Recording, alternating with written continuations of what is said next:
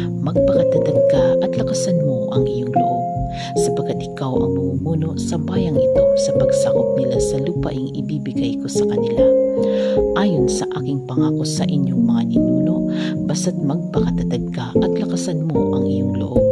Sundin mo mabuti ang buong kautosang ibinigay ko sa inyo ni Moses. Huwag kang susuway sa anumang nakasaad doon, at magtatagumpay ka saan ka man magpunta. Huwag mong kaligtaang basahin ang aklat ng kautusan. Pagbulay-bulayan mo yun araw at gabi, upang matupad mo ang lahat ng mga nakasaad doon. Sa gayon, magiging masagana at matagumpay ang iyong pamumuhay. Tandaan mo ang bilin ko. Magpakatatag ka at lakasan mo ang iyong loob.